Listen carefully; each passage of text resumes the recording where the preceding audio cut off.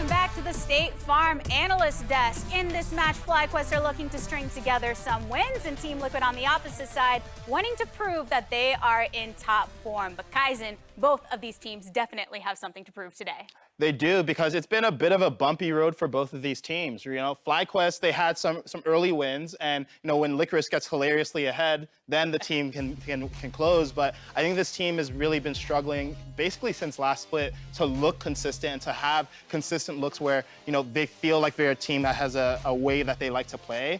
And with TL, you know, I think they get a little bit more of a pass, right? Because in Team Liquid's case, they are playing with a new top laner in Jenkins. I expect there's going to be some time to sort of regel. But, you know, when we think about TL, it's typically early game, right? Like, they typically smash early game. Early last split, even when they were struggling a little bit after lock-in, they were still winning consistently. And a lot of that was because Alphari was creating such huge advantages in laning phase. So now TL is a team that, you know, doesn't have the most lane-dominant top laner ever to play in the league, right? And they have to figure out, okay, in the absence of that, where are we going to create our early game advantages consistently? Again, they're still getting good early game looks, but it's not nearly as profound and concentrated in one part of the map as it used to be.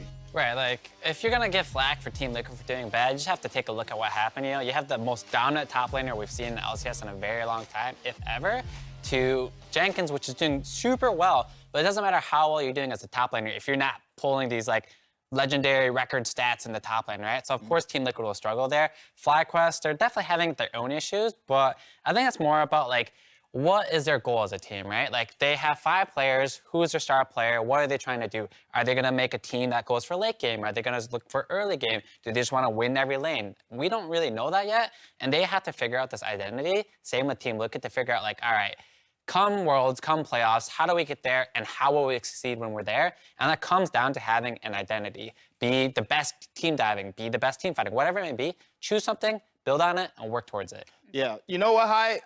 Let's talk about the identity, because we're, you know, early, midway into Summer Split. FlyQuest has been the same team all year. They still haven't figured out an identity, right? Like, so what's going on here? You know, we know who the star players are, Jose Diodo, and ostensibly it should be Licorice. You know, he's had his moments. He hasn't been quite the star as before. So why is it not just jungle top, camp top every game, put Licorice on, you know, on split pushers, and send Jose Diodo up there to well, do work? guys, and if you take a look at the top lane pool of players up there, we have Licorice, we have Impact, we have Someday, we had Alphari, we have Jenkins, we have Fudge, we have all these amazing top laners, and it's so hard to carry through that lane when there's so many star-studded players up there. It's like, you can't just top gap every game when it's 50-50 that you might get top gapped, right? So then you look at the other lanes, like, all right, can I play through mid? Might be difficult when he's also competing against Perks, Abadage, PoE, Jensen, all these strong mid laners as well. And you go to bot lane, and then you have like these newer players that are trying to still, you know, work on their thing. Johnson and Palafox, or Diamond. Wait, no, it's not Diamond. I'm mixing up my names. It's okay. In any case, you don't really have like a star player that you can play through at the moment. Maybe Jose Diodo. But once again, there's just a stacked roster and so many different roles. It's hard for them to play through one player. So that basically means they need to play together as a team, figure out taking early game skirmishes, figuring out how to drop lanes or early game macro, things like that. They have to work on that. It feels like a lot of people were looking at Licorice at the start of this entire season because of that veteranship coming through. But now as we see the team in action, we're also following how they take to that on the Rift. We will see which team ends up defining themselves as the winner, because it is time to toss it over to our casters. We got Pastry, we got Kobe here for the call. Let's go. Thank you very much, Tigers, and welcome back to the Constant Out. Everybody, nothing's going wrong. Don't worry Nothing about to see here. Nothing to see here. Before we get into the action, though, as a reminder, we are teaming up with the White House to spread awareness around COVID-19 vaccinations. Getting vaccinated is the quickest way for us to get back to normal, and if you are in the U.S., the vaccine is free and available to everyone. So if you feel so inclined, get a vaccine to help the U.S. continue the quest for butts in seats here at the LCS studios. Yeah, plus I'm pretty sure you can still win a bunch of stuff. Like, they're giving out all kinds of little free things. Just get one, baby. Get over here. All right, well, our next matchup is going to be a fun one. Team Liquid. We'll see how they're faring after a surprising last-minute change early on in the split. Bob Jenkins still up there, but doing pretty well. I'm a big fan. Yes, sir. And the team was all on board, lifting him up after the Akali game to end last weekend. Definitely has had, a pretty good performance, subbing right in. He was talking about when he was notified, it was kind of quick for him. So came in, good Gangplank performances, good Akali performance. I'm very excited to delve deeper into the backpack of Jenkins and see what else he's got rattling around in there. We'll be going up against Licorice, as you see up on the banner here, who has had very up and down games this split. Really dominant right out of the gate with the Gwen pick. A couple of fumbles there with the team. Still feels to me like FlyQuest had been suffering a little bit from some of the team identity and coordination issues. So let's see if they can get that back. I think something that was really strong for them was really powerful solo lane matchups. Palafox is very confident in his laning. Licorice as well.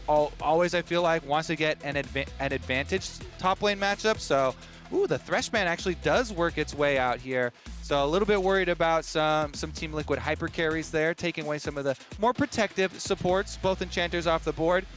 Feels like only Tom Kench really is the big protector left in a bottom lane. And with Senna still up, that very well could be just kind of waiting around. I'm assuming it's going to be a Gwen, but it is not. They leave it up for Licorice once again. Now, yes, Gwen is very strong. I think Licorice was one of the players that piloted the champion the best as well. So this is a very dangerous combination to leave up from Team Liquid. And I want to see what they really feel was worth this price, because Gwen also as an AP solo laner does offer Jose a bit of flexibility here too in his pick. Yeah, it's one of the things I really like Gwen. Not only is she extremely powerful, but he kind of builds the damage profile you want anyway, where there are so many. Sometimes, you have to do stuff like Rumble, and Rumble's very good, right, in the jungle or in the lane, but, Gwen kind of gives you what you want as far as damage diversity, nice and early. But as I said, Team Liquid do take Rumble here for Santorin. We know Jenkins has already played Gwen a couple of times, actually, I think, this split. So we know his Gangplank's good if he wants to play here into this matchup. Yeah. Could always leave it as well. I don't think Fly going to take it away from him, but just going to be GP. No surprise. Not any extra shenanigans. Shenanigans. Fiddlesticks, please lock it in. He does this every game, I've been begging for it, though. But please, it's not going to go well with an AP Gwen, because then they're already going to rush Merc Treads. But I still want to see it. Xin Zhao, there's your AD from the jungle. No harm, no foul. It's pretty straightforward. Ezreal getting picked up for Johnson on the bottom side. I like Ezreal whenever I see early Gangplank top lane locked in as well, because it is one of the few AD carries whose life is not ruined by Gangplank ultimates. There's so many AD carries that both in lane phase, because of the Gangplank ultimate, adding extra slows down there for ganks, and in team fights because of zoning of barrels and the ultimate just get ruined. But Ezreal circumvents it probably the best of anyone. Yep, I mean, if you need some self-reliance, Ezreal certainly is the AD for you, and there's not as many threats to maybe dive on top of your face this particular game. A lot of Sets and Lee Sins running around these days in the solo lane, a lot of Silas sometimes. That's going to get banned here by Team Liquid. So a pretty decent spot for Ezreal here. We'll see how Fly respond in phase 2 of bans. I wonder if Team Liquid wants something like a Braum to bring this team together, because whenever you give up the duo of Gwen Xin, which is a very popular duo, it becomes difficult because they section off these team fights with both of those champions being able to create these zones where they can immune basically your backline, and it's this large duration of range denial for both Gwen and Xin. Braum actually buys so much time and is one of the few counter engages that really does work well into those champions. So maybe we see something like that. It's not the best as far as their lane. Might want to pair Varus with something more aggressive like the Leona or Nautilus, but it doesn't look like FlyQuest are too concerned about that pick. All right, well, Lucian was the other ban for Fly, which is good with Braum if TL wanted to take it, but not available this time around. FlyQuest probably trying to protect Licorice's pick here if I had to guess. Although actually there's already GP, so never mind. Just trying to target Jensen's champion pool here is Palafox. Even though he is very good and very confident in his laning, his role in this team seems to be like more the push and roam style champions. At least he's going to get banned here by Fly, so We'll see what happens here in the rest of this one. Going to be quite a lot happening. I don't think the first one's going on, but you never know. No, not that one. Let's see it, Core. Let's see it. I like the Braum. Ooh. He's all right, fumbling through his options. Back to the other side, though, as far as your point on Palafox and what they want for their team to bring this one together. I really do like when he is on a champion who can get push mid and start to roam, especially when you have a Xin Zhao jungle. Anybody who can pair up early on there. You're playing against a Rumble jungle, so you want to try and get jungle pressure early, go for delayed invades possibly, get those deeper wards. There's the problem, we do get it! Definitely love the pick here for them. Really brings some structure to the team fight as well, and makes it a little bit more difficult for for the Varus to really be able to find purchase there. But the Varus Nautilus going to provide a lot of structure to Team Liquid's team fight. Maybe they get their big AoE off. You said it before, Braum, very good against Xin Zhao and Gwen, also very good with Gwen and Xin Zhao. Kind of like the old Sejuani plus melee of old. Lots of people to help proc there, and LeBlanc class pick here. Actually blind for Palafox. Don't see this one too often. Akali already banned, which has kind of been the obvious kind of pick we've seen, but this is kind of throwing the gauntlet down to Jensen saying, what do you want to play into this? And it's mostly just that you have double AP soul laners with your Xin Zhao, and we're talking about, all right, he's going to look best if they add something to this comp where you can be aggressive early and play off kill threat, and that is exactly what LeBlanc wants to do. 2v2 with Xin. They want to take any 2v2s all day, every single day. And so it puts a lot of pressure here on Jensen's pick. And, pairing Rumble with the Rise, it's going to definitely be difficult for them. They have to be very cognizant of every move timer that FlyQuest are able to unlock Palafox from in the mid lane. If Jensen is not able to keep that minion wave under control, able to keep it pushing on the LeBlanc and try and keep some pressure there to pin him down that way, then the map might get away from them very quickly. You lose control of the river gateway, basically, and then that puts pressure on both of your side lanes by virtue of Fog of War roams. We heard the analyst desk talking about, FlyQuest as a team that's maybe still searching for their team identity. I think the obvious thing that people looked at when they saw this roster was like, man, this is a pretty talented top side of the rift here. Palafox, Licorice, and Jose Diodo. And I agree. I mean, it's tough, like I said, because lots of roles are stacked in the LCS.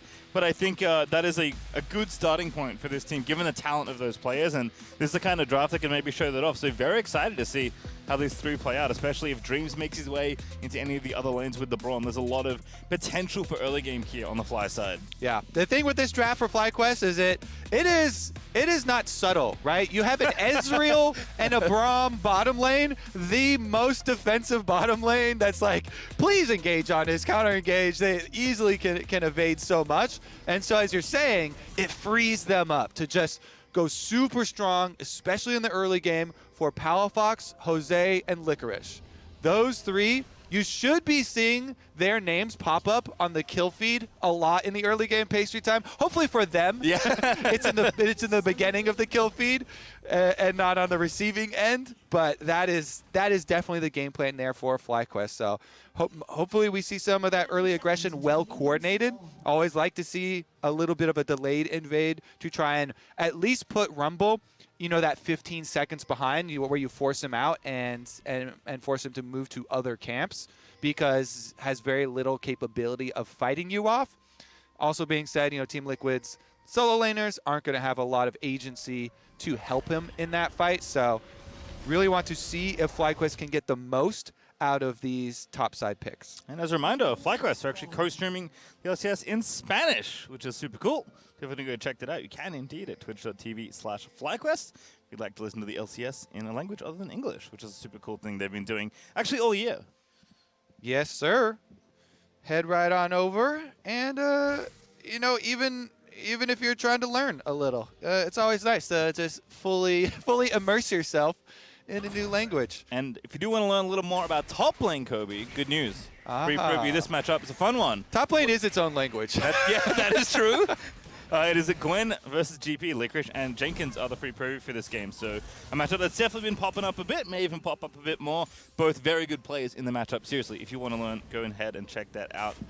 Santorin is busy clearing jungle camps. He's taking out his Raptors. Going to go ahead and nail this blue buff instead. So a bit different. Not full clearing the red side this time. Yeah, it's a very cautious pathway here, you know, trying to take away your Raptors so that you can't get counter jungled over there, then traversing. You kind of do this loop back where you do a bit of a reverse clear there now from the blue quadrant, because they're fully expecting topside focus as we set up for Champ Select with all these picks. So he's trying to get back up there to cover afterwards, but making sure that he doesn't get counter jungled in the process, and assuming that his bottom lane is going to have that push, going to have that control for themselves. Tactical and Core JJ should be able to push under turret, should be able to keep the minion wave up close so they can have the extra vision advantage, but very difficult to actually convert on plays versus that duo. Yeah, we'll have to see, because Licorice actually wanted for the tower dive, right, as the barrel will get cancelled up by Hallowed Mist. So Licorice definitely eating the wrong end of the GP level 1. Both these champions are very good at level 1. But you know what, if you didn't see what happened, go check the pro review later. You can see exactly how Jenkins built this wave. It was actually really well played by Jenkins there. He finds the harassment on him, gets very aggressive on the minion wave early on, pushes it in, and was able to find the big chunk of damage there. You see he's already whittled through the extra potion there from Licorice, only has the Doran shield to rely on, and he continually forces out the W while Santorin is top. There is a ward here watching for the dive, though, as Licorice you can see, came in as far as the game plan of not fighting the first wave. This does mean that bottom side should be fully secured there for Jose. Yep, nice and easy there. Scuttle Crab is done and dusted. Oh, good attempts to steal by Tactical, but Dreams ready with the Unbreakable just to make sure it doesn't go away. Licorice, unfortunately for him, is going to be forced off this wave. Is going to TP in and get killed by Santorin? Not yet. Yeah, Santorin's heading off over to the Krugs. Good bounce back there from Jenkins, though. Still retaining control, and he's got plenty of sustain left for him. Such a clean barrel kill there by Jenkins as Licorice was diving in. And you see Jenkins does something key here is whenever he procs the passive there, he's using the move speed to run perpendicular to Gwen so he doesn't get hit by the middle true damage on the last couple of Qs from Licorice. And the sustain that we were talking about, he just chugs his Biscuit and his Corrupting Potion. He's now trying to set up for that Santorin pass. Licorice no flash, remember, just Ignite here, and I think Licorice is just dead in this spot, gonna try and twirl away. Ignite. But Jenkins moving on. Ignite down for a bit of extra pressure. Actually still has it. Jenkins kind of low, but the Harpoon should be it. Now Licorice diving back in. Gwen with the Ignite's very scary, and TL will give up the Ghost on that first blood. I love it. The ring around the Rosie of the minion wave here. Several ranged minions plus the cannon for Licorice, kind of fighting off, using the threat of it and the threat of the Ignite to fight his way out of that gank. Does call up Palafox as well as Jose Diodo, and he's able to get the minion wave in, does get his reset off, so this is a nice little opening here. He really needed to get off this extra reset, and all of these minions dropping off to the tower definitely turns around how this lane was going for Jenkins, because he started it out with a very nice advantage for himself, even had it bouncing back, but trying to gank on that big wave, just a little bit of too much extra damage of the extra wave there, and a very good job of Licorice kind of kiting around, buying time for his team to join, as well as put out the extra threat here to force them off, and opens up a little timing advantage. We can see that Palafox not only did that roam, potentially threaten a dive there on maybe Jenkins or Santorin if he'd stuck himself around, but there's a little nice triangle of vision here. Two control wards there, one at top river there for Licorice, one entering into the river, and then one that Palafox put up himself at the Krug camp right there. So they're very much investing into Licorice, not just putting resources his way to maybe try and gank for his lane or open up skirmishes, but just getting down the vision so he can continue to try and play aggressively as well. One thing, though, he didn't buy any further sustain on his last back. I guess Licorice had exactly like 400 gold and just gets the Ruby Crystal. So the honey fruit are going to be very necessary for him. He had no further sustain left. Is gonna, the minion wave is gonna crash right before he gets back though. So Jenkins once again gonna be able to proc his own turret plate. Such a big wave here. Licorice actually has a ton of extra CS to collect.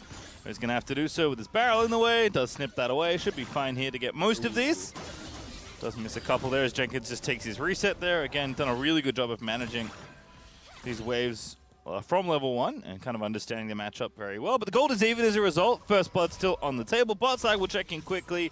They're farming. Cool. Yeah, I mean, that's definitely cool for Johnson, for the Ezreal, considering he's got the tier start there, super early stacking on the tier, just wants to keep firing out the Mystic shots. Dreams is actually pretty confident in his ability to keep the minion wave right outside of tower range there. As Braum, you have a lot more leeway with actually holding those, waiting for Johnson to get right back, and should be a quick reset there. Tactical now picks up his own tier for the Varus to be able to, build off of that lethality, keep spamming out the arrows. Pressure does now start to mount, and once the duo hits 6 of Tactical Core JJ, that's where maybe the possible kill threat comes through. You have a Gangplank ultimate, you have the double CC ultis from the bottom lane. You'd love more to be able to use those on the enemy jungler. Xin is a great target trying to burst down with these. You can keep him at range, and you can use the Gangplank ultimate for the slow as well. Xin has very few answers to Gangplank ultimate. All right, TL actually moving for this dragon by the looks of things. Palafox re-TP'd mid, Jensen still has his. Rumwarp up as well, of course, and with Johnson here just getting pushed in by Tactical because Dreams is topside right now, roaming for that threat we talked about in the top lane. TL are going to get this dragon nice and easily. Santorin just punching it. Not using the smite there. Actually did use it at the end. Punch it with your mace. The Rumble in the jungle skin. Coming back. Blast from the past.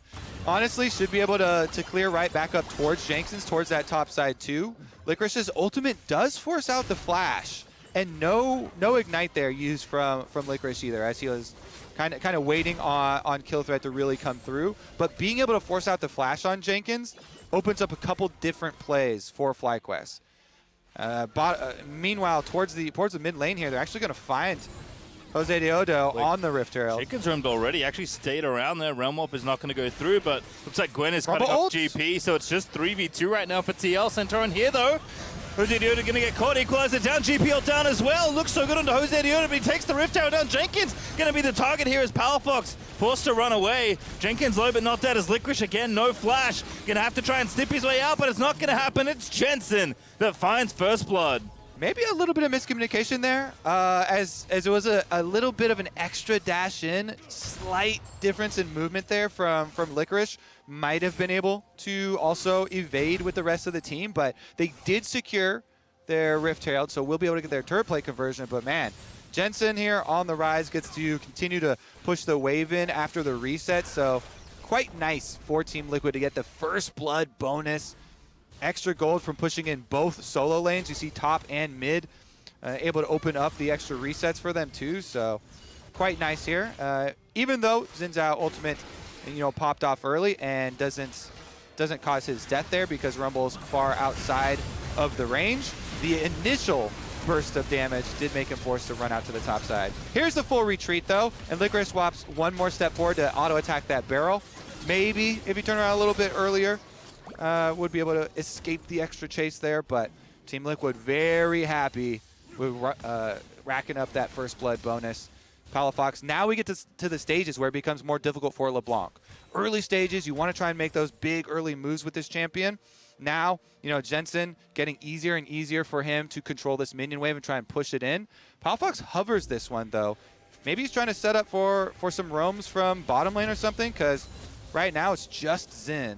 Well, of note, in that last fight, Dreams wasn't 6. He actually just hit it right now. It's Core JJ flashing in with the hook. Jensen going to follow up there with the slow only. Didn't have it empowered, so Palafox going to get away. Does proc the passive and a huge amount of damage on him, though. That is a very high value roam from Core JJ. He just earned a turret plate there for Jensen, chunks Palafox out, forces him back to base with no extra health, no passive. This is going to be a cannonless wave pushed into the turret, so you deny the wave. That is tremendous value. That's basically a kill's worth of value. Even though they actually don't kill Palafox, the time he spent going back to base, extra turret plate going down, losing out on that extra experience from all the minions dying. Definitely a big one there from the highest LP holder on the North American server. All right, well, Johnson has been the case for a few minutes now. Has been officially abandoned by his support. They are making a play topside, but Dream's actually heading back down there now. As a reminder, Gwen was actually the one that got the Herald. Jose killed it, but didn't get back there in time to take the eye. It is Licorice that has that, so can of course use it for his own lane, which I imagine was the reason Jose Deodo was up there, but he's had to leave. So Jenkins does avoid any potential ganks, and TL find themselves actually up very comfortably with the early game they've had. They are so comfortable. They're almost lying in bed right now with how well this early game is going. They have so much to rely on. Are you kidding me? They've got Gangplank scaling super well, Ryze scaling super well, Rumble Jungle as well. There's so much power that's going to come out later from this Team Liquid lineup, and being able to avoid any sort of these really big early plays from FlyQuest towards the top of the map. I mean, even getting first blood themselves and getting this gold lead. Yes, the Rift Herald was given over, and there's guaranteed gold that's going to be procced by that activation of the Rift Herald at some point from FlyQuest. But, you know, LeBlanc and Xin Zhao being kept to 0 score lines here. Definitely what they want. And CoreJJ, fancy feet. Dreams actually onto Jensen. Jose Yoda also fighting in the bottom side. The chains end in mid. Now Jose's got to get away, but the Nautilus Ultimate's chasing him. They get to the GP ult layers on as well. Equalizer down. Jose Yoda from afar is getting burnt down. Santorin is able to find it as Core does get the rehook. Gwen's Rift Tower gets dropped in mid there because Liquid was roaming down. But it's TL to find the kill. Oh my goodness, it is a CoreJJ difference. Pastry time, another good roam. He dodges out on Zin's W, turns around, hits him with the hook, then delay on the ultimate, so his Nautilus ultimate procs and he's able to keep him in range long enough. Santorin follows up with the Rumble. Again, Team Liquid pull it out. Another big setup there. So much control from CoreJJ's Nautilus, and even on literally one of the slowest champions in the game, he's still dodging skill shots from his opponents. So very, very good stuff there as far as the TL bottom lane. They've almost even finished up with this tower on bottom side. Yeah, that's a lot of credit to actually the weird 1v1 that Tactical's basically been in up against Johnson. But just one again, I mean, this first dodge was great by Core. And then this re-engage is just beautiful. Yeah, and Xin Zhao doesn't have, you know, any sort of his own dashes, so Jose, he has to use his flash, but CoreJJ already gets his Nautilus ultimate cast on him, so still follows him through. They still get the setup they need. Licorice now. Yeah, I mean, TP's back in, but they enter the zone. It's okay. Gwen dashes out. He's okay for now. CoreJJ up here, though. Jose Yoda looking for that re-engage, but the ulti's not up in just a few seconds. And Licorice is too low, so FlyQuest, despite getting there pretty quickly, can't actually respond. Yeah, teleport used to cover here. Definitely necessary one. Licorice was very close to going down. You can even see Jensen was willing to risk a significant amount of his health bar to try and finish that one off and get that kill, but just barely not able to get there with the nice W activation from Licorice. So FlyQuest not completely bleeding all over the map, but it's really, really looking dire for them as far as where this game is headed with the power spikes that Team Liquid are right on track for. So Rift Herald number 2 will spawn, but you already see them. You know, Licorice is down bottom side, teleport is ready. Maybe they can pull out some sort of a big play here in this small opening before Gangplank ultimate comes back up. I don't think Team Liquid would want to risk anything there, though, so just give up. It's, you know, Rift Herald number 2, not super high value, so they'll just take an exchange on the bottom side instead. Jenkins actually going to finish off that first tower. Again, it's a lot of work for Tactical. Just working that down, but the bonus gold goes to Jenkins as he gets down there in the bottom side of the map. Rift Herald, though, is being finished off, so the trade will be finished off by FlyQuest.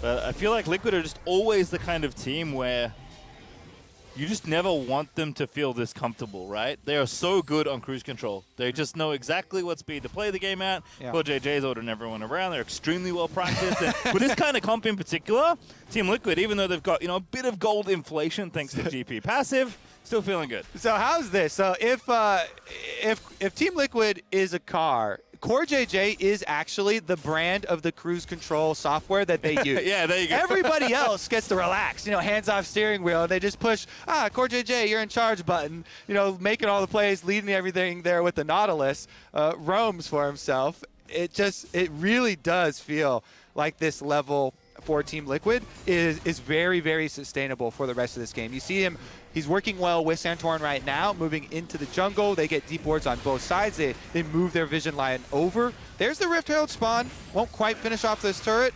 Maybe it will. Varus ult to get in there. CoreJJ again finds Jose. Now re-engages with the hook, and there's the Q. Big damage out of the Varus, and Jose cannot live as Tactical. He's going to grab it now. Jenkins diving in on top of Gwen. And Brom, the Q is going to fly over the wall as Dreams is forced to flash. Licorice skips out to safety, but it's still Team Liquid all the way, as Palafox will get this tower at least.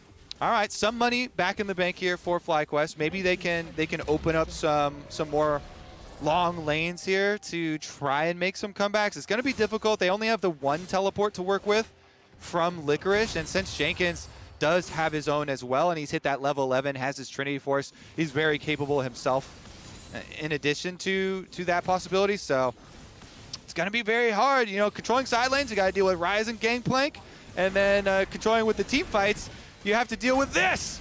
Here's another look at it with that Rift Herald.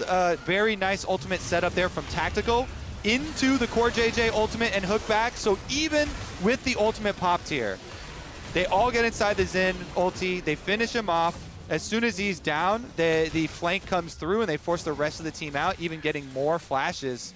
And Team Liquid should be able to set up for next Dragon pretty easily as well. 40 seconds is plenty of time for them to reset over. You see already Jensen moving from topside. Yeah, Jensen's TP. Jensen doesn't have ulti, but it's not that far away from cooling off. So again, he can make his way here with more than enough time. Already the vision is there for Team Liquid, at least in their side of the jungle, so they're taking over the river nice and early to make sure they can get that vision line pushed even further forward. It's called JJ, who else is roaming into the enemy jungle, pushing down wards. And FlyQuest are positioned to fight here. Licorice gonna have to TP to it, though. Yeah, and I don't know if they get better opportunities, because sometimes you would want to say, oh, you've already given up position on the Dragon, and it's Jenkins Gangplank just in the river setting up barrels. That's going to be hard to poke into, but they don't have a lot of other options later, right? You know, it's not like there's this huge path at the end. 30,000, 3K left on this Dragon. 30,000, that was quite a buff. As Jenkins is getting poked. FlyQuest are trying to find their moment, but Licorice actually busy split pushing. Might not be coming to this one. In fact, it was just a little steal attempt. Now they go back in, but Jensen TP's back to topside to make sure Licorice can't finish off the tower. And Jose now diving in onto Tactical, but the blast plant perfectly placed does save Tacticals. Licorice has actually roamed down after baiting, I guess, the TP out of the Ryze, but unfortunately for FlyQuest, there is no follow-up angle on the engage. Yeah, it's now sole point for Team Liquid, so I guess going for the steal there. They're trying to funnel more money into Gwen. One of their hopes for FlyQuest is a kind of 1v9, Gwen 1v9 at the later stages to try and pull that off. Does at least have Riftmaker, so maybe they'll be able to find one of these picks. Team Liquid, though, feels like they have smoothed out quite a lot from some of the turbulence we saw from this team throughout summer with all the roster swaps going on, some of the drama popping up. Licorice, here we go. There's the Gwen. No CC for yourself, though, to stop Jensen, so he doesn't really flinch and just gets right out of there. Yeah, last little bit of mana actually used by Jensen, but more than enough to ulti out, so he'll be fine. And as you mentioned, the side lane farming situation's only going to improve. Ryze is already excellent at farming waves, and I imagine Jenkins is going to be going to some sort of Tiamat in this build, so not only does he get the AoE team fighting, but he gets the AoE minion farming as well. So going to be tough for FlyQuest to push through GP and or Ryze in either side lane. And again, Team Liquid can just hold on to this gold lead, hold on to the next Dragon in 3 minutes 30 seconds, and constantly make FlyQuest fight them at the soul. I mean, this is kind of the new Team Liquid identity with Jenkins in. Very high priority on what seems so far to be some specific champions, the Gangplank and the Akali, two of the best here.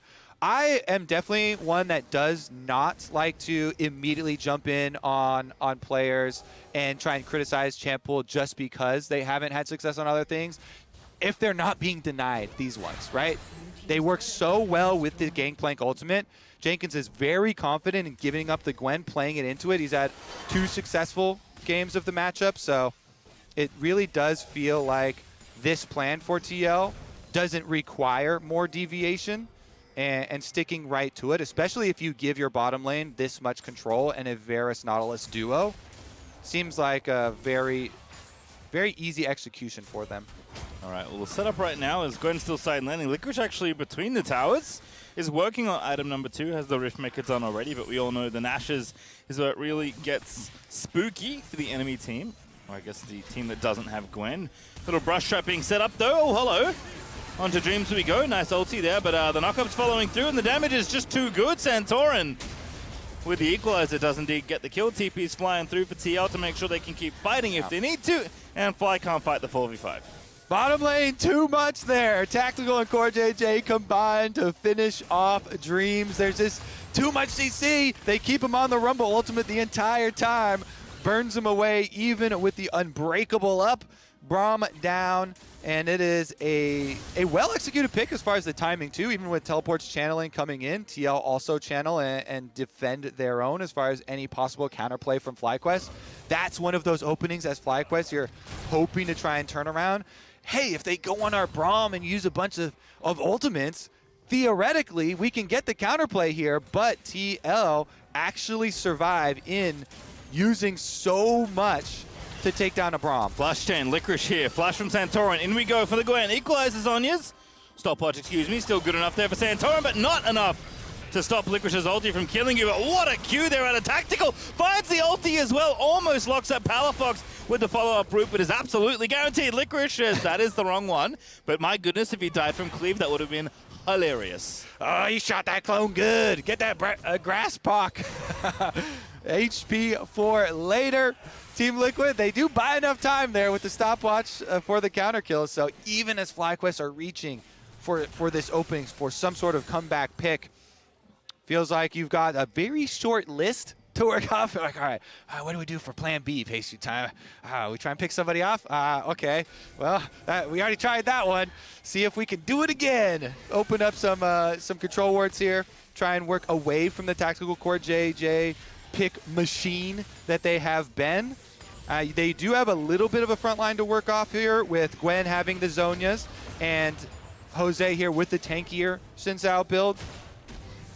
All right, we got to go now for FlyQuest. If you're wondering why Palafox TP'd ASAP, it's because there's a Dragon Soul to fight for in 5 minutes, and FlyQuest must face Core JJ and Tactical again. And Palafox is down to 50% HP. That's why, poke onto LeBlanc is so valuable here. You see Tactical finding multiple skill shots landing onto Palafox, chunking him down before this dragon fight. Oh my goodness.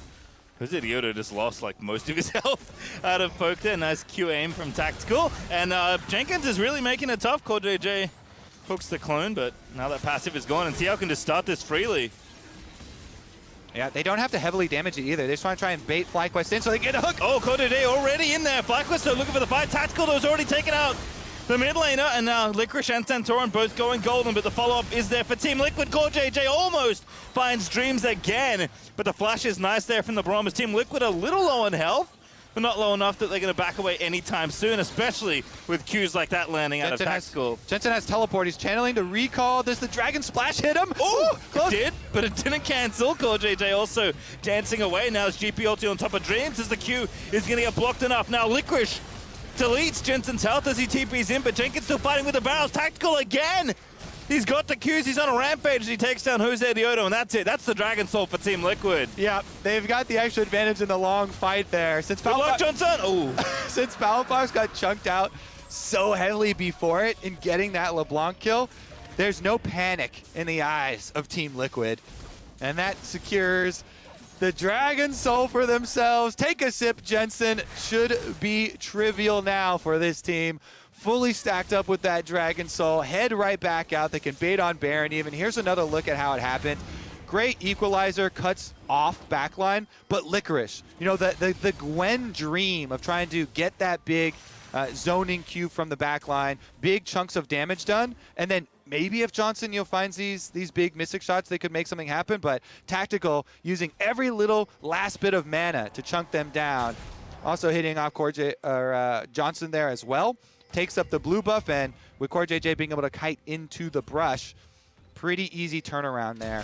Here back to live though, you can see they are opening up their Baron bait by first taking down the defenses of FlyQuest, take down that last outer turret that is standing, then put your vision in through the jungle and force them to walk into Rumble's most beloved territory.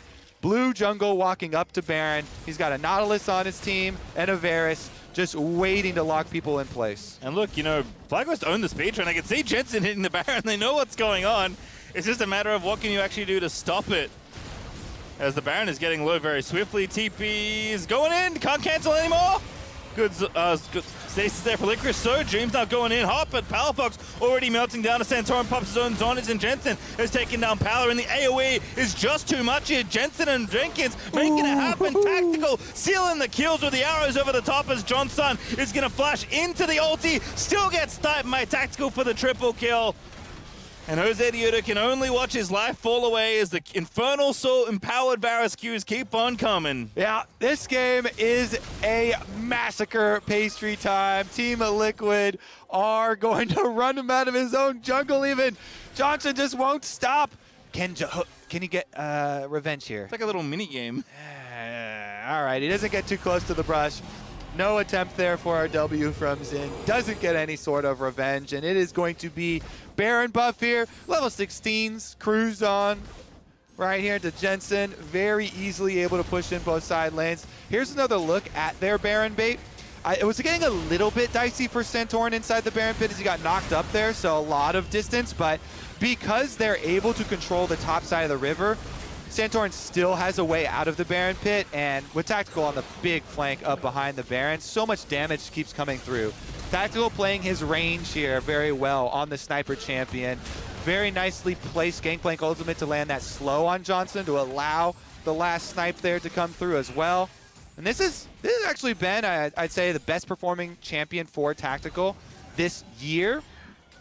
You know, with all the stuff that went on with Tristana previously, really like his look on the range champs here. Sniping away, Varus definitely highly prized and not easy to get in all the drafts, but he's been quite good with it. Gets a little faked out there as Palafox jumps over.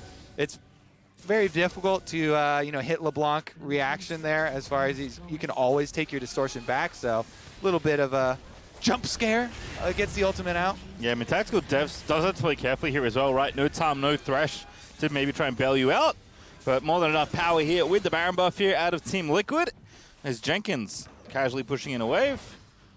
One more for Legendary. Will Tactical go Legendary this game? That's my bet for you right now. I'm going to say yes. I say He needs one more kill? There's Yeah, absolutely. 95% chance he goes Legendary. Could die, though, in which case you lose it. That's true. Doesn't have to waste any time, though. It's so easy to just throw poke over and over at this FlyQuest team. Not only do they chunk Palafox out and force him back to the fountain, but they also get Xin Zhao's ultimate. That's got to be a wrap. These turrets are going down, Pastry, and they're going down quick. I mean, poke everywhere, right? Nautilus Q poke, Varus poke, Rumble E Nautilus poke, Q GP poke, Rise poke. Gonna take two inhibs here nice and easy. Trying to end the game. Again, Hook's flying wild out from Call JJ, but hey, been pretty accurate so far. It's very easy to lock down someone and grab a kill, regardless of who you hit with how much damage or how much of an advantage they have. Jenkins isn't even like bothering to barrel people anymore, by the way. He's mostly just straight up parlaying people in the face because he knows that, you know, setting up barrel takes too long. Just Q them, they die quicker. GP ulti, zoning them off their own towers. It's just starting to feel rough here for FlyQuest. Licorice getting zoned. Nice little W to immune the incoming hook, but now you're too far forward. The damage, though, pretty good as he goes golden, and now the rest of FlyQuest reinforced, but again, TL, there's too much poke. Jose tries to dive in, is forced to flash out almost immediately, and now Jensen's going to punish him. Flash root Everfrost as Jenkins finds the final hit, and Tactical, oh no, Kobe. Oh no, Kobe! He got one! The legendary! The legendary! The legendary is gone. And TL actually have to leave. First. They're still going. Jenkins flashes out. Now rehook that for Core JJ. Exhaust down, but not enough there. Santorin's going to fry Licorice. And Core JJ still cordoning them off. Who's going to miss? Palafox and Johnson are on the wrong side of the map. Yeah, even the caster curse won't stop him. Team Liquid are going to go to finish off the job.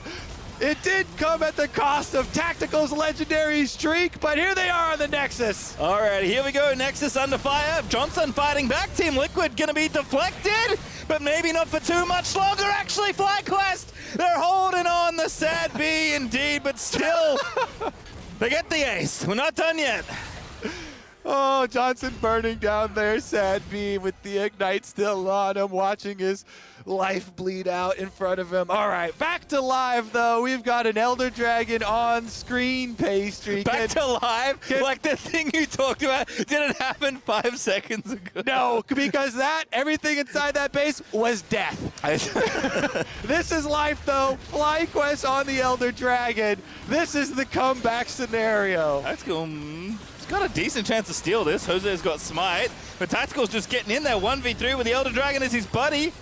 And no one else is coming. This is the Tactical 1v3 only. If you steal this, here it comes. Jose's going to get benched if this gets stolen. Here it comes. All right, there we go. They got it. Tactical not able to grab it. Nice work from FlyQuest. Still have an open base, and the team's in there. Jensen moving in with the Realm Warp. Now it's a 2v2 defense. The Elder Dragon is not enough. It is Team Liquid claiming the Nexus. Oh, what an ending there. They definitely made it fun as well. Elder Dragon for the old Nexus. Nice Realm Warp in at the end from Jensen to finish it off. The makings of the comeback, kind of in the hopes of FlyQuest, but definitely well played from Team Liquid from beginning to end of this game. So they kept FlyQuest from accomplishing what they wanted to on the top side of the map very effectively, and especially getting that first blood, even in exchange for the Rift Herald. Funding themselves and some of these fights towards the mid stages of the game. Big shout out to the bottom lane for sure in this one. Yeah, tough to pick who played better. They both played exceptionally well in this particular game, as they will take about. Tactical's Varus looking nice with all that poke. CoreJJ, of course, on point with the Nautilus as FlyQuest felt like they had the plan, just tough to enact when Liquid are playing that well. Yeah, definitely need to execute a little bit better, especially towards the top side, because they knew they were going to give up a lot on bottom, and that's costing you. So you have this cost on bottom side where they're losing turret plates, they're getting pushed in. Tactical and CoreJJ are finding roam opportunities. They're getting gold for themselves. They almost take the entire tower by themselves. A lot of it, Tactical in 1v1 scenarios where CoreJJ is roaming, but he's also creating value for them up towards the mid lane. And if you're not getting something, if you're not creating something on the other side of the map in exchange for this cost you're paying down there, then you're just going into debt. And there's no way you're going to be able to get out of that versus Team Liquid. They've got too much cash. Yeah, I mean... They don't need to borrow. No, that is true. The money gun is always full. Don't have to worry about reloading that sucker. I'm wondering, I like the fact that Team Liquid are continuing to give every team Gwen. Like, Liquid's Gwen, you said it, looked good. Maybe one of the best that we've seen in the LCS. But Jenkins is like, it's fine. I can handle it. Give me the Gangplank. Give me the Akali. He's had his good answers. And it's not even about, some dominating performance, but really good control early on. The Gangplank ultimates do so much for how TL like to approach the game in some of their map movements. And you see so many crop map plays enabled by the fact that he is able to add those ultimates. On top of it, again, bottom lane play is kind of the structure, though, that they build everything off. And so many of these picks towards the mid game, again, it's CoreJJ's hooks, it's his Nautilus ultimates, it's Tacticals, Varus ultimates as well, and the poke that he's landing. So tremendous work done there. No surprise that the player of the game is CoreJJ himself. He got my vote. Rank 1 man, perfect human. Played pretty well that game. Congrats to CoreJJ for winning. I don't know how many he's won in his time since he's been here and we've done player of the game, but it's a lot. We should get a lifetime POG leaderboard. That's a good thing. Someone out there knows what's going on. Stats will hook that up. That'll be fun. Yeah, honestly, he's definitely done so much, and especially for the scene in its entirety too. Always trying to put out educational content to raise the level of everybody else. Yep, putting out guides, playing in-houses, getting rank 1, cruise controlling Team Liquid to another victory up against FlyQuest. We are, as you can see, getting an interview going on stage. We'll get there as soon as we get there. Kobe, I am a big fan of taking small sample sizes and ripping them completely out of context. So I do want to say we've had 2 games already. Ryze has been picked in both games, and he has won both games. So clearly, just pick Ryze and win. Yeah. Right? No. No. I'm tired of fueling these statistical, erroneous. Just everybody, half the people are making jokes about it, but you have to be careful with some of the jokes now because people get a little bit too serious. People are very superstitious as well and start to run contrary of what we want to do. We want to get real education out there. All right, well, with that, we're going to head to the stage where we've got the Tigers and Centauran for our Verizon post-game interview. Thank you, Pastry Time. Happy to get some words from Santorin. That was a pretty clean game from Team Liquid. How'd you feel about it?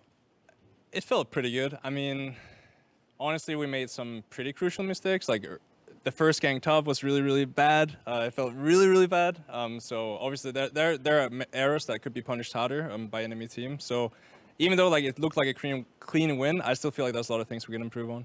Well, even that moment that you're talking about, that looks like a great thing that's going to happen for Team Liquid, but Gwen things are Gwen things, especially with Licorice. What do you think is key to keeping that champion at bay? I mean, usually how teams play on Gwen now is like you kind of had to, both sides actually have to give it attention because if Gwen falls behind, she's not that useful, and if she's ahead, she can 1v9 any game. So in general, you just want to like keep range. So we're just trying to like throw our stuff out and not actually let her 1v9. But the champion is definitely super strong, so it's not easy to deal with. And on the opposite side of that, you had Jenkins once again on the gangplank, a comfortable pick for him. You've been known to be a very kind teammate, someone that gives great advice to your teammates. So just tell me a little bit about what you have been saying to him during this development period. Honestly, it's funny because he doesn't strike me as a rookie. I feel like he has a lot of experience already. He already knows what matchups he wants to play. He seems really confident on stage already, which is not something I'm very used to. So I actually haven't given him that much advice. I feel like he kind of just rocks and he knows what he has to do. So he's been really good so far. And whether it's a newer player or an old-time veteran coming into a team, it does always shake things up. So considering it does feel like he's stepped onto the stage in a very comfortable way, from week 1 to week 3, how do you feel about Team Liquid's development thus far? I think we still have a lot to improve on, obviously. We're still integrating Jenkins into the lineup because obviously Althari and Jenkins have completely different playstyles, for better and worse. So there's a lot of things that we have to change in the way we draft, the way we play. But in general, I feel like we're on the right track and it's looking pretty good.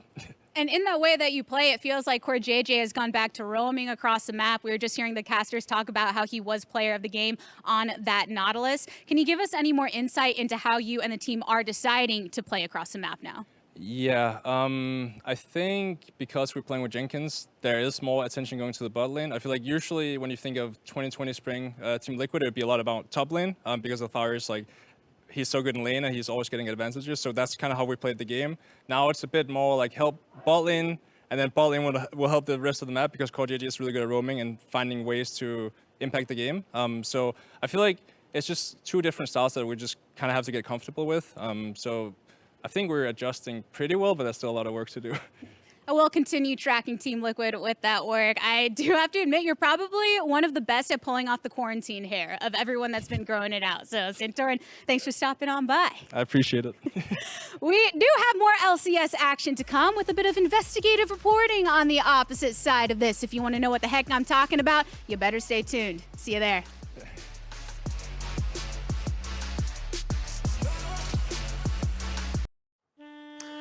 Welcome back to the State Farm Analyst Desk. The date is June 18th, 2021. It's a sweltering summer split. The night air hazy, the roster swaps hazier still. But after a tip from a concerned LCS fan, Private Eyes, Raz, and Kaizen are working their most chilling case yet. Desperate to discover what happened to Immortals in week 2 of the summer split.